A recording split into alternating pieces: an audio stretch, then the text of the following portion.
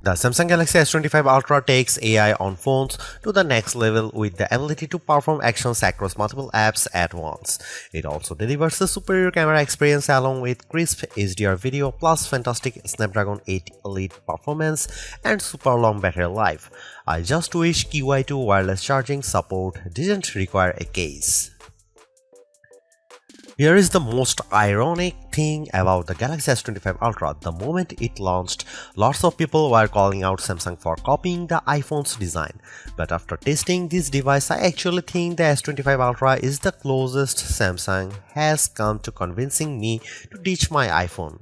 The 6.9-inch display on the latest Ultra is brighter, the cameras are more versatile and arguably just better.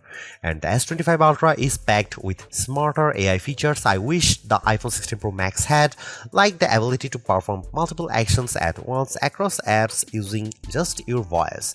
And it's all wrapped up in a design that, while phone-like, is lighter than its main rival. Samsung did cut some corners with the Galaxy S25 Ultra. The S Pen no longer has Bluetooth, and the newly added QI2 charging support forces you to buy a compatible case. No magnets here, but overall the performance, battery life and AI smarts on the Galaxy S25 Ultra add up to the best Android phone I have tested and possibly the best phone period. The Galaxy S25 Ultra has a release date of February 7 and it still starts at the same yikes-inducing starting price of $1,299 for 256GB of storage. You can upgrade to 512GB for $1,419 or 1TB for $1,659, but while pre-orders are still happening, you can get 512GB for the same price as 256GB and 1TB for usual 512GB price. Samsung is also offering up to $1,200 off, which includes up to $900 in instant trade-in credits and up to $300 in Samsung credits. As they say, haters are gonna hate, but I think some of the criticism around the Galaxy S25 Ultra's design being too iPhone-like is warranted. The sides are flat now just like the iPhone 16 Pro Max and the corners are rounded, which means the Samsung digs into your hand less than the Galaxy S24 Ultra. But I actually blame Samsung for not copying the iPhone enough. I am talking about the left and right edges of the design. They are too sharp for my taste and make the phone less comfortable to hold and use. Apple does a better job of beveling these edges so they are smoothed out. The titanium frame feels as sturdy as ever and the thinner bezels allowed Samsung to increase the screen size slightly from 6.8 to 6.9 inches. I also like the floating camera design on the back. It looks better than the iPhone 16 Pro Max's unsightly patch. Measuring 6.41 by 3.06 by 0.32 inches and weighing 7.69 ounces, the Galaxy S25 Ultra has nearly the same dimensions of the iPhone 16 Pro Max while being noticeably lighter than Apple's 7.99 ounces handset when I was holding both phones. The Galaxy S24 Ultra weighted in at 8.22 ounces while being slightly thicker 0.34 inches. The Galaxy S25 Ultra color options are not exactly wild. They are titanium black, titanium grey, titanium silver blue and titanium white silver. I tested the silver blue hue and I think it has just enough pop without being too in your face. If you are feeling more adventurous, Samsung.com is also offering online exclusive colors like Jade Green, Jet Black and Pink Gold. There's two design trade-offs I need to talk about here. One way Samsung cut down on the weight is a notable downgrade to the S25 Ultra that removes the Bluetooth radio from the S Pen. That means you can't perform air gesture like taking photos remotely. Though Samsung says it removed Bluetooth because not enough people were using the feature. The second trade-off is that Samsung Galaxy S25 Ultra has half-aged QI2 charging support. I say that because the magnets are not built into the phone itself. So if you want to easily attach to magnetic UI accessories like docks and car mounts, you are going to have to spring for a special case. The Galaxy S25 Ultra doesn't offer much in the way of camera hardware changes. The key upgrade involves the ultra-wide sensor, which gets a boost from 12 megapixel on the S24 Ultra to 50 megapixel. This means better detail in your shots as well as the promise of sharper macro photos.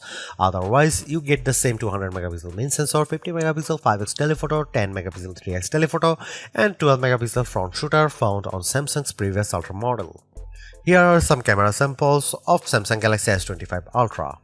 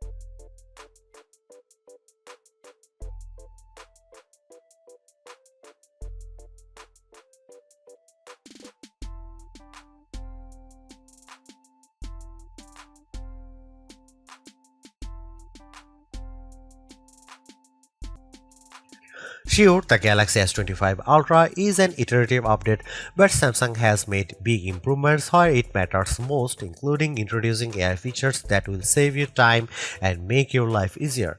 The ability to perform actions across multiple apps at once using your voice has the potential to change how we interact with our phones forever. But it's clear that Samsung needs to add more partners both for this AI agent feature and for things like Now Bar.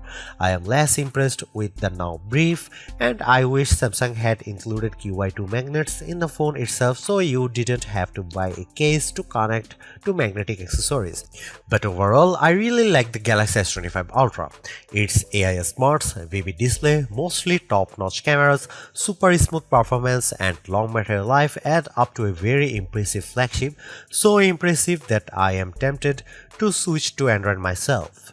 Thanks for watching, see you in the next one.